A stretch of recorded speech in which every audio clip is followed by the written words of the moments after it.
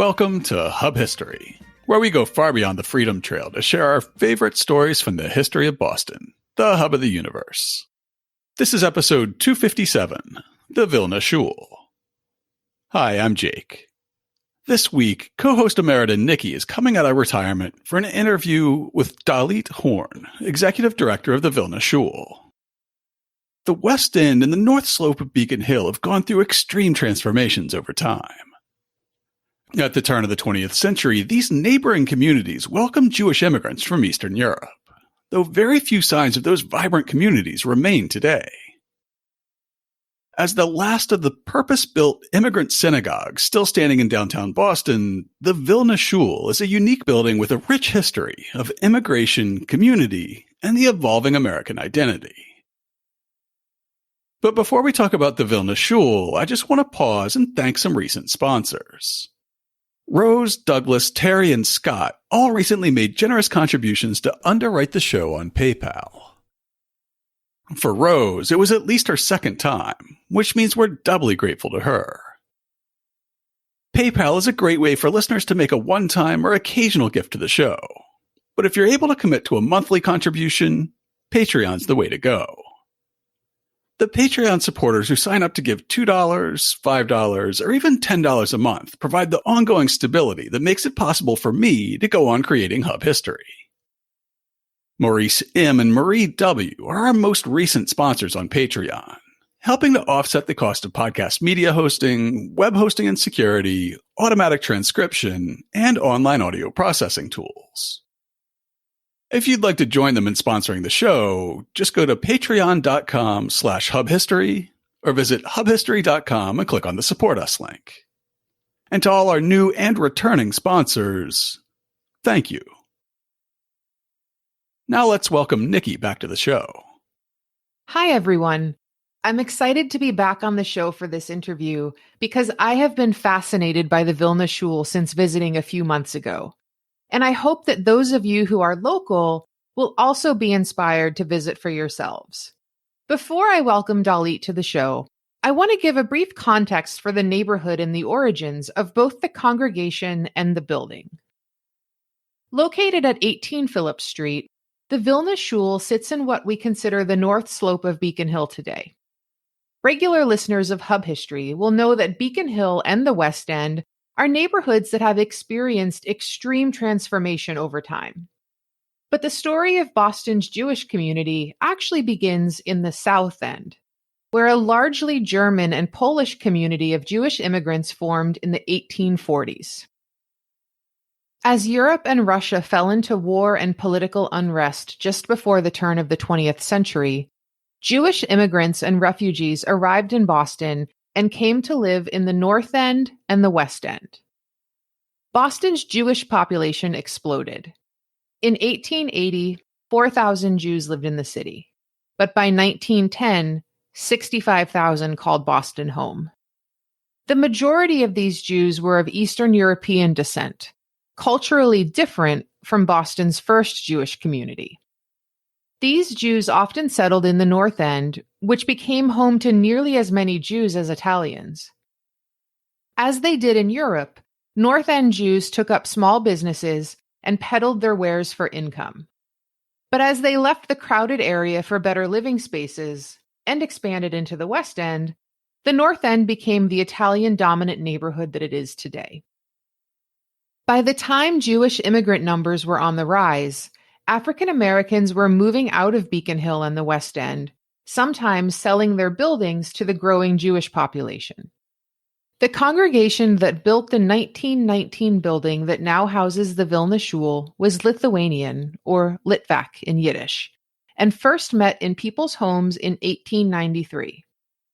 After 13 years, in 1906, the Vilna congregation bought the vacated Second African Meeting House, more popularly known as the 12th Baptist Church, and converted it to a synagogue. This was 5 or so years after the nearby First African Meeting House on Joy Street was sold to another Jewish congregation. After only 10 years, in 1916, the city of Boston took the Vilners' converted church synagogue building by eminent domain to enlarge the Phillips School. While the displaced Vilna congregation was meeting in the Anderson Hotel at the nearby corner of Phillips and Anderson Street, the property at 18 Phillips Street, with 3 tenement buildings, came on the market. The Vilna congregation bought the property in 1918, demolished the 3 tenement buildings, and built the building that stands today in 1919. The congregation brought their ark, furniture, Torah scrolls, and other movables from the old building. In a reflection of the intertwined history between the African American and Jewish communities on Beacon Hill, the Vilna's pews came from the 12th Baptist Church. With that background and a preview of just one of the many unique elements of the Vilna Shul, I'm excited to welcome Dalit Horn to the show. Prior to joining the Vilna, Dalit served as the Vice President of Strategic Partnerships and Impact at the Shalom Hartman Institute of North America. Dalit served as Assistant Director at AJC's Belfer Center for American Pluralism. She lives in Brookline, Massachusetts, with her husband and 2 sons.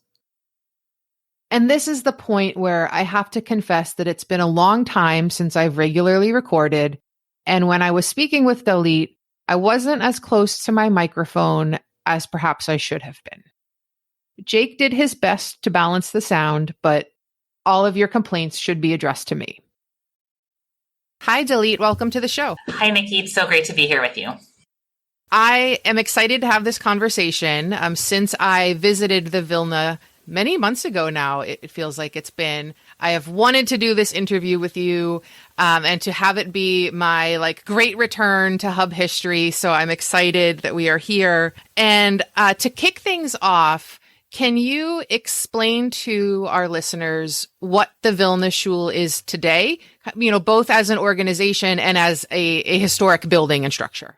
Absolutely. So you took the first word from my mouth, which is historic. The Vilna is a historic synagogue, a living museum, and a national landmark that's located on Beacon Hill. And it's just steps from many of Boston's most iconic tourist sites. Things like the Freedom Trail, the Underground Railroad, the Museum of African American History, of course, the Old North Church, and it's less than a 10-minute walk from the Boston Commons. While I'm sure we will discuss the Vilna's rich history and architectural qualities, I really want just to focus for a moment on what we are and who we serve.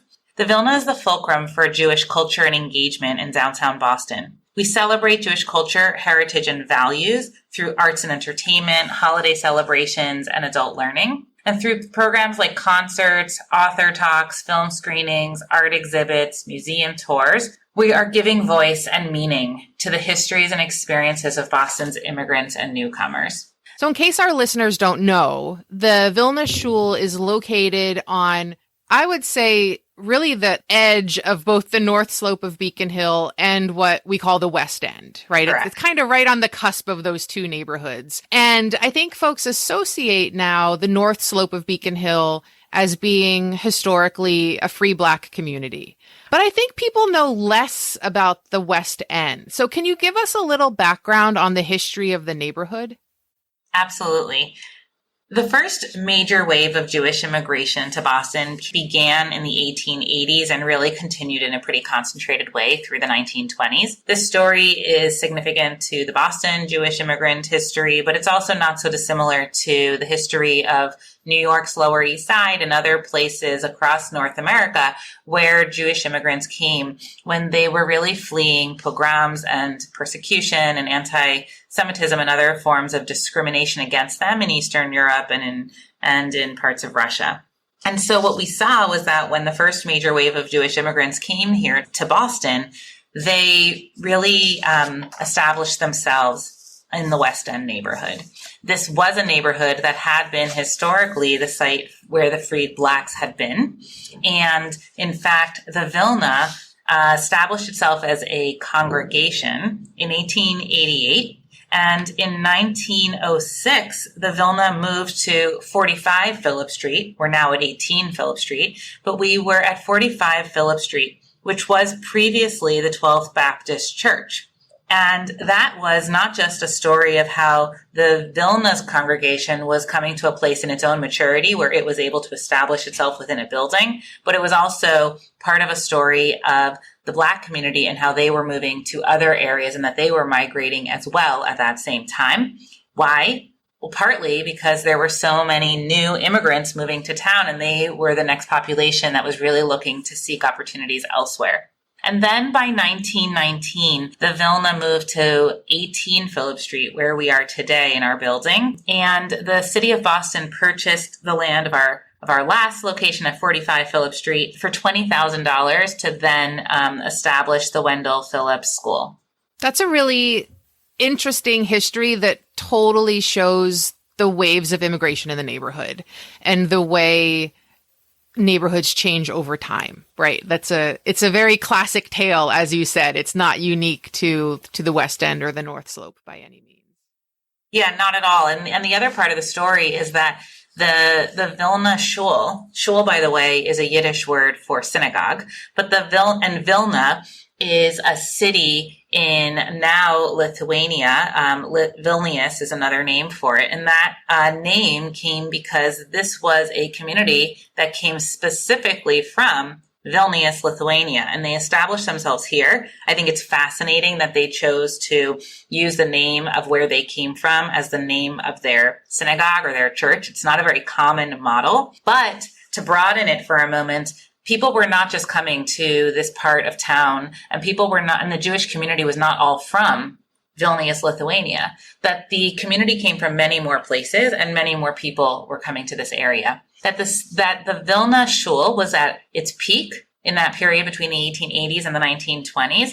There were over 50 synagogues on the West End, in the West End neighborhood, and in this area, lining the streets. There are some were storefronts, some were larger buildings like what you see here now at the Vilna Shul if you were to walk by. And there are stories of who represented this community, what the characteristics were, how they took care of each other. There's stories of families and of individuals in the community walking in the winter on the main streets here with blankets in their hands and seeking to give out blankets to these new immigrant families and others who were in need. That when you look now at the Vilna Shul, which is in this really beautiful neighborhood on Beacon Hill, it's a historic neighborhood. In many ways, it's really like an affluent neighborhood, just in terms of what the building and the architecture really looks like and stands for. It might confuse you as to what were some of the characteristics of this community, but this really was a new immigrant community. This was a poor community. The people who were living here really were coming right off of boats to the States with very little in hand, really fleeing from their home countries, not speaking the language. The Vilna Shul that we are in today the first stone was placed in 1919. And so while many of us feel like we're emerging from the pandemic, it's also important to remember that this building was actually built during the last pandemic that we faced as a community and in this region, and just how kind of incredible it is to imagine building, growing, forming community, connecting as a community during that such an acute moment as well. That's a really fascinating, I think, parallel, and we'll talk about this a little later, but the fact that you were in major capital work during this pandemic off of that history of the 1918 pandemic it's very poetic, I would say. I agree. It actually gives me chills, and I find it to also be a source of inspiration. Now, you mentioned that there were over 50 synagogues at the neighborhood when it was kind of at its peak. And that's a lot for kind of the small size of the community. How were synagogues established, and why might there have been so many? So I don't have necessarily a scientific answer to this question, but I'll speculate based on what I know about how congregations form today and what I do know about how this congregation and others did form then. But obviously I can't speak to all 50. What we know is that these were immigrant populations who were coming from so many different countries. So while it's interesting and makes sense to me that this community would really seek to attract and create connections for people who were from Vilnius, Lithuania, I imagine that there were many congregations that were being formed that really were there to be a soft landing for people from different countries, because at a basic level, the languages that they spoke were different from one country to another. We talk about the Jewish community immigrating from Eastern Europe. Eastern Europe is not a country. It doesn't share one language. There were many people who spoke Yiddish at the time, but still there were people who had different cultural norms. They had different languages, and they needed to really find their people in order to survive when they arrived. The second characteristic is really about religiosity, how people practice their Judaism and their belief system. I think in that space, there was a far less diversity at that moment than there is today within the Jewish community. We can choose to talk about that or not later, just about how now we know that there are congregations that really distinguish themselves in modern day Jewish life here in Boston by whether you're a Reform or a conservative or an Orthodox congregation. It's typically by your religious practice, not by your country of origin as your shared characteristics. I'll add one more thing, which is I think for many people who were moving here, they didn't have, there were no cars. They were living in a neighborhood where, and many of these people were observant and more traditional in how they practiced their Judaism. And so I think for many people, one of the other drivers for which congregation they would join or why an additional congregation would even feel the need to establish itself was really about micro locations. So people would not necessarily walk 20 or 30 minutes to get to a synagogue. Many of the more traditional people in our community would need to find a congregation where they could pray up to 3 times a day. To create a minyan, to create a quorum for prayer, you needed 10 people. And so to be able to do that morning, afternoon, and night, there's a convenience element of having it on your block. The second is that I think for many people, they were also in congregation and in community with people who really truly were their neighbors. And so I think for many people, it was that piece of proximity that drove the need for another congregation. I think that's really helpful context to understand, how the specific kind of like needs and practices of the community, of such a diverse community would then be so plentiful. That makes sense. The other thing that I believe is that these are people who, again, they were both poor, but they were living in an urban area, and there weren't many spaces for large congregations. So I think while the current Vilna Shul is this pretty large building, our historic sanctuary can fit 300 people, and our community room can fit 100. That I imagine that there were many congregations and communities that were either storefronts or in people's living rooms, because that's what they could afford, and that there wasn't really a big emphasis on that initial investment to actually build the building. And so when we talk about these 50 congregations, I think we also have to remember that many of them could have easily fit between, or crammed in between 15 and 40 people. So that's kind of a good segue, I think, to talk about the building itself. And my hope is that after listeners who are local hear you talk about the building, they'll be very excited to see it and to come in person and experience it. And it's maybe a little complicated, I guess, to explain a building that most people haven't seen before. But what is the space like? And I guess what I really want to hear you talk about is when I came to visit, you pointed out some of the things that are seemingly pretty unique to the building and unique to a congregation that is maybe on the cusp of beginning to assimilate a little. So I'm curious to hear you give maybe a little audio tour of the building. Absolutely. So first of all, anyone who is listening who wants to come to the Vilna for a tour should go to our website, vilnashul.org, and you will see a list of tours. We have at least one tour a month, but in many of the upcoming months in the fall, we have many tours almost weekly, actually. But there's always an opportunity to come. We also offer opportunities for groups. So if you're listening and you are involved in your church or in your school and you want to bring a group, we do this all the time, and something that we love doing and we feel is a real responsibility as a steward of both the building, but also someone who's responsible for sharing a piece of history here in Boston. So the Vilna Shul is really an extraordinary space, extremely unique.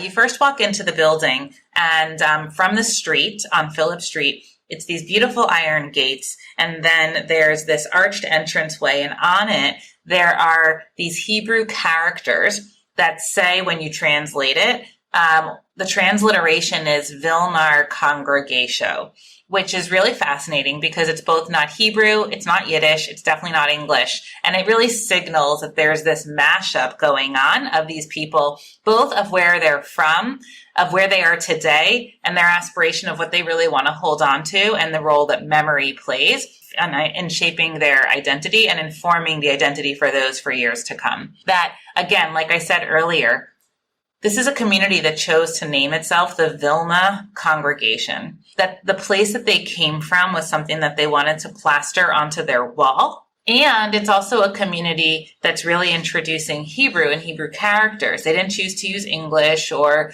another language from the place that they came from. And yet we have to remember that the state of Israel was only established in 1948, that this building was being established in 1919, and that they're really trying to integrate Hebrew at a moment when Hebrew really wasn't the main language for any community. And yet they were really trying to create a connection to this ancient Jewish language of Hebrew for a community that doesn't speak it, and it's not really formally practiced or experienced anywhere. One thing I really want to highlight that separates the Vilna from any other congregation that we know of in North America is that hidden beneath the layers of cream-colored paint that you see in the historic sanctuary lie these extremely rare examples of 20th century immigrant folk art in the sanctuary. These are the only religious folk art murals that exist in North America. These precious murals are multi-layer in their design, and they evoke an age of American history when immigrants came to start a new life, still remembering their traditions. In the past 25 years, only 2 murals have been fully revealed. And what you see on these walls is this combination of this plaster paint and these murals, and there's 4 layers of murals from the history of the building. But what I want to return to is really focusing on this question of what are the characteristics in the building that really help us to answer the question and really highlight the fact that this was a community that was really struggling with where do we come from? Who are we, and where are we going? And so what you see is one wall where you have these hand-painted historic murals. You have these biblical scenes of the ancient Israelites, matriarchs and patriarchs. These are images that totally are driven from people's imagination, from reading the Torah, from imagining what might have been the places, the birth or the burial sites of the patriarchs, people like Abraham and Isaac. But these are not really what these places look like, but they're hand-drawn to say these are our ancient Israelites, the patriarchs and the matriarchs. Then you have also on the wall, what's been uncovered are these marble wall hangings that show the names of the founders of the Vilna. And what's really interesting etched into this marble on the wall is that there's one wall that shows the names of the men, and there's another wall that shows the names of the women. Now, often in synagogues, what you would see are the names of the deceased. You see that we want to remember the people who have passed in our community, or you see the names of the families who might have proven to be major contributors, usually philanthropically, to a community. And here you have a long list, again, in Hebrew character, which is pretty rare, of the names of each of the individuals. That kind of attention to the individuals in the community, not just the families, really suggests that everybody involved played a role. The second thing is that in terms of the design of the sanctuary, while most congregations at that time separated the men from the women in terms of the seating, the women's section here is larger than the men's section. That's really unheard of, and most people have never seen such a thing. And there's a bunch of theories. The first is that this was an immigrant community where the women had an equal role to the men in terms of participation in synagogue life. Perhaps that doesn't happen ritualistically, but in terms of the other ways that they were serving the community, it probably did. The second idea might be that the children sat more with the women, but we still cannot explain why the section would be larger than any other section anyone's ever seen in a congregation, or why the women's names would be on the wall as the founders, unless this was a community where clearly the role of the woman and the role of that part of the population was playing an outsized role. The last thing I want to focus on is that on the Ark, the Holy Ark, where you have the Torahs inside, you have these beautiful wooden designed panels that have scalloped shells on them. Scalloped shells are obviously something that is native to New England, to Massachusetts, to Boston, but these are also items that the food inside of them, the meat, is not kosher. And to put it on one of the most holy of sites inside of the congregation shows, again, this really funny tension between who are we? Are we a community that is like really deeply trying to be locating ourselves within New England and the natural environment that we now live in? Are we a community that is from Vilna and we're never going to forget that we're from Vilna because of what's on the outside of the building? Are we a community whose forefathers and whose matriarchs and patriarchs are the founders, the men and the women who came here between the 1880s and the 1920s? Or are our founders Rachel, Abraham, Isaac, Rebecca, Leah? Like, who are the people who we need to remember when we think about who we are and where we're going? And then the last is that right next to our ark, you have an American flag. And atop the ark, you have an American eagle, a wooden sketch, a wooden carved out American eagle with its wings flexed open, stretched open, overlooking, almost like protecting the ark. So you have all these symbols that are nationalistic in tone. And the question is, like, what is the nationality of this community? I love hearing you describe all of these elements because for me, I'm not an architect, right? I like to look at buildings, but I don't really know what the style of architecture tells me or, what should be significant. So I really like when buildings give these glimpses of the people and like the stories of what happened there. And it feels like these elements that while we cannot know what the people of the past were thinking unless they wrote it down, you've brought up these really great questions and connections about identity and what the experience was of transitioning from all of these places in Europe to becoming a Bostonian and to becoming American. And at that time, right, at that time in our nation's history as well, it's just really fascinating. Like this is a building that when I visited, you had told me, nothing majorly historic happened here. We're not connected to famous people that you would know of. And yet it really captures the whole community. I mean, I think that's amazing. Yeah. One of the questions I sometimes get, and one of the things I often think about, is the extent to which, what is our responsibility moving forward? Like, what is the history we're trying to preserve, and what are the connections we're trying to create for the people who would be attracted to the Vilna today? Those are questions I often ask. And the Vilna, as I mentioned at the beginning, is also a living museum, and we're a national landmark. So I take the question of historic preservation very seriously, but I also take the question of, like, what's the applied learning and the action, the so what, now what of our community and our story. I take that very seriously. And what I believe is that there's something really powerful about honoring and highlighting the individuals who helped to found this congregation, mainly because I think that in telling that story, you are also remembering that it required individuals. It required individuals to form a community, and that's a lesson I think that we all need to constantly remember, is that community requires each of us. It's not actually just about these people and where they are from. But the second thing that I think is incredibly important, and it's not an American Jewish story, it is an American story, which is that so many people come to this country as newcomers, as immigrants, and that over the course of generations, they all are wrestling with the questions around their identity, of who they are and where they come from. And they toggle between the multiple hats and the multiple identities that they're going to choose to maintain. There's not a story here where we're blending, some wooden figure of an eagle and whatever the national bird was in Lithuania. Like, there was a decision to put the eagle there, but there was also a decision to put on a wall a picture from biblical tradition and an idea.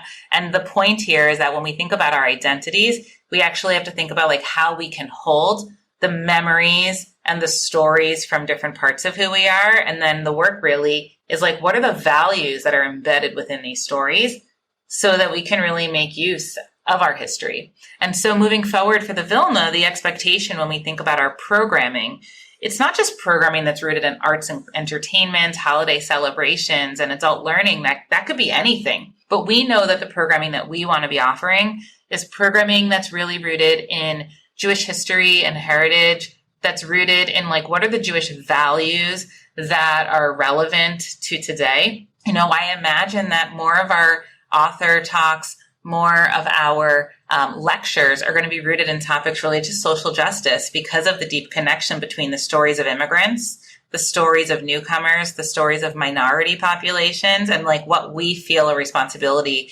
to lift up and to really curate for the community. And the last thing I'll say is, when I think of community, I'm really not talking just about the Jewish community, that the Vilna, like many museums, has a responsibility to preserve the story and the history of a certain community, and then also to make that story accessible, welcoming, and relevant to Boston's Jewish community, to the residents of Beacon Hill, and to the tourists who are really interested in learning something about a part of American life. So when I think about other spaces in, let's say here in Boston, that feel like they have kind of a similar purpose, I also think about the West End House Museum, and I think about the Museum of African American History, which is very close to you as well. And you have that connection through the Phillips School, right, through the physical building. So I'm curious to hear how the Vilna Shul works with these other institutions. And I'll make the pitch to our listeners that these three institutions are all very close together. So this is an easy, right, Saturday itinerary to get out and learn some local history. We have all identified one another as organizations that should be in Z partnership and have historically been in Z partnership. Just to illuminate that, next month, the director of the West End Museum is partnering with the Vilna to lead an expanded tour. Many people at the West End Museum and also Boston by Foot has come to us too, just to add another organization. It's not the same, but another one. And said, people are coming to us and asking about the history of the Jewish community in this region. How can we share more of that with our communities without reinventing the wheel? And so what we're offering is a historic tour that starts at the Vilna, tells the history of the Boston Jewish immigrant story, the art and architecture of our building. And then the director of the West End Museum is going to lead people through a walking tour of the area to share a broader history of the region. So that's one example.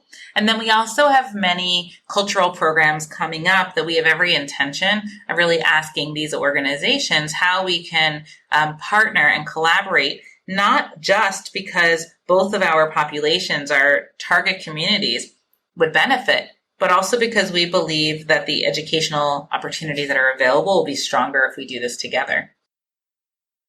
So we've talked about the history of the building, really up through the 1920s. Obviously, we all know today that the West End is really no longer there. Beacon Hill is no longer a Jewish community.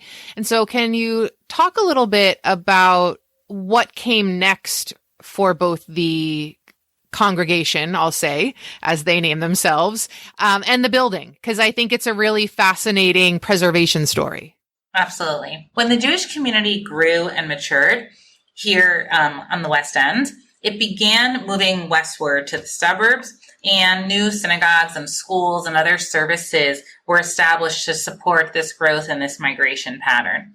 I should add that that's similar to the story of the Jewish migration pattern to this part of the city, how that is not so dissimilar from other places. The easiest and most familiar example for most people is the Lower East Side of New York, that a very similar migration pattern happens after 20 to 50 years of living in this area, that the next generations moved to different parts of the region. While the Vilna was not the largest congregation, it was also not the smallest. And while it's hard to imagine when you look at this large and impressive building on Phillip Street, but what I have to say is that it actually went dormant for several years before local residents and people in the Jewish community really uncovered and rediscovered the building. That as hard as it is to believe, the building shut its doors in the mid-1980s. While many communities were slowly moving westward, this one did exist. So Congregant Mendel Miller held the last service here in the building in the 1980s and then closed the door. And as crazy as it might be, the community really went dormant for 10 years until some people within the community really started to notice this building.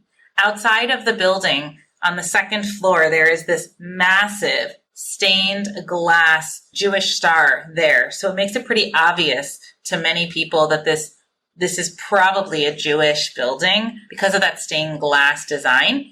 But for a long time, there was no one here. And a really large and interesting dispute happened about what is this building, who would be responsible for it, who has rights and ownership over it. What happened, it was that in 1995, Richard and Eva-Jin Mintz purchased the building, and they helped to convert it into a 501c3. It was then renamed the Vilna Shul Boston Center for Jewish Heritage.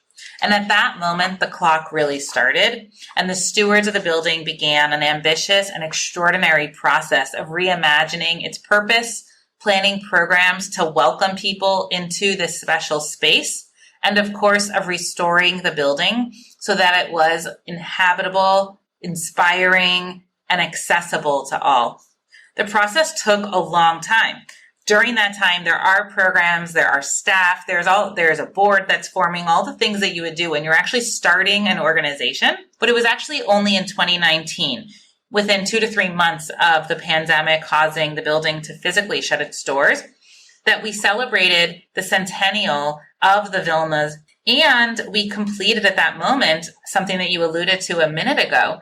We completed at that moment a really significant phase of capital renovations where the building became ADA accessible. There was climate controlled with a new HVAC system, state-of-the-art community room was established, all sorts of things that we joke. Everything that you can't see has already been done. All the stuff that's really in the walls has now been renovated and restored and making the building into a more comfortable place for future generations. So it's interesting to think about a building of this size and prominence, being abandoned in a busy neighborhood like Beacon Hill. Was it truly left alone? I think there are two different but parallel stories and experiences that were happening at that time. I think for some of that almost 10-year period, it really was dormant. And then there was the moment where segments of the Jewish community and portion of the city's leadership did notice and realize that this building was unoccupied, what was its status, and really interesting legal questions were being raised.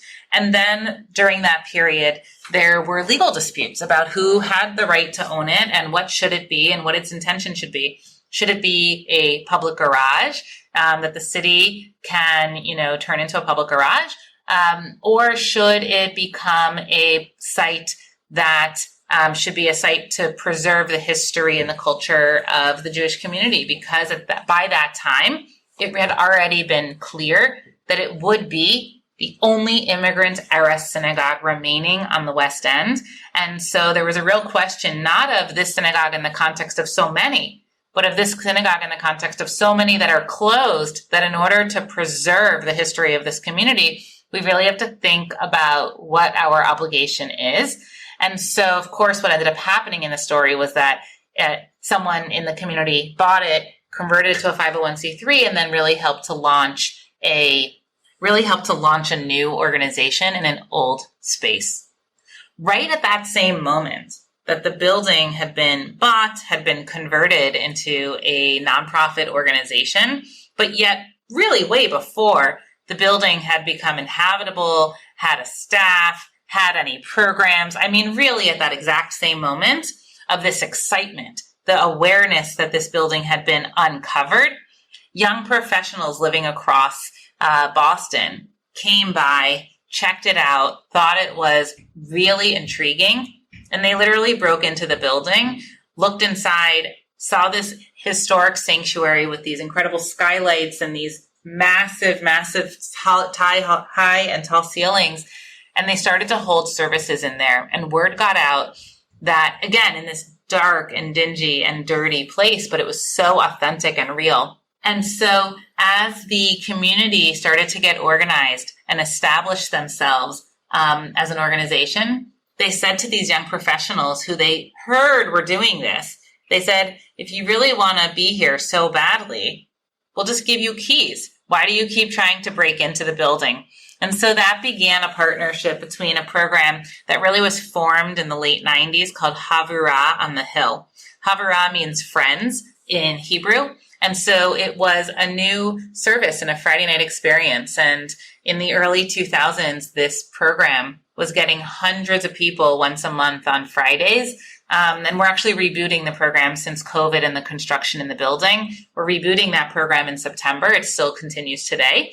But it's a really funny story of the leadership, the stewards of the building saying, just take the keys, stop going through the side entrance, because we know you've figured out how to do that.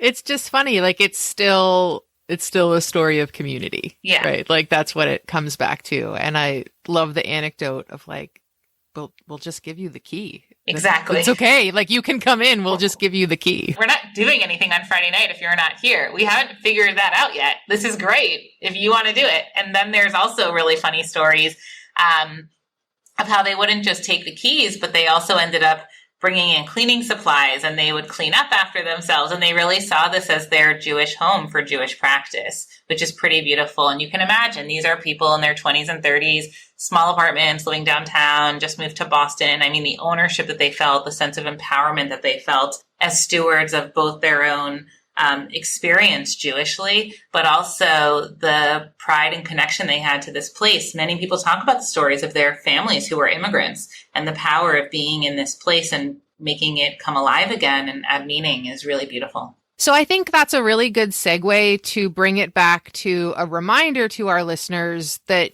you can visit the Vilna today, right? You can take a tour.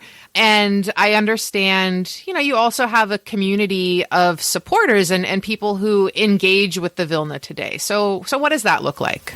Correct. Yes, everyone listening can totally take a tour of the Vilna, and also our programs are really open to all. I will say that the vast majority of our programs are really reflecting the kinds of arts and cultural activity that you might think is more relevant inside of an urban setting. So what I mean by that is that our programs are really designed to engage two primary populations: young professionals, those who are immediately post-college through families with young children, and boomers, adults who are ages 55 to 75. While these populations might seem quite different at first glance, they are both at stages in life where their goals, their interests, and their availability are highly complementary. Both populations are interested in cultivating new relationships. Both populations have the time and interest in nurturing their intellectual, cultural, and recreational hobbies. And they're also at stages on their journeys as Jews when they're actually asking questions about how they can deepen or expand their Jewish knowledge or their personal identity, of which either their Jewish history or their Jewish identity or their Jewish knowledge is really connected to that.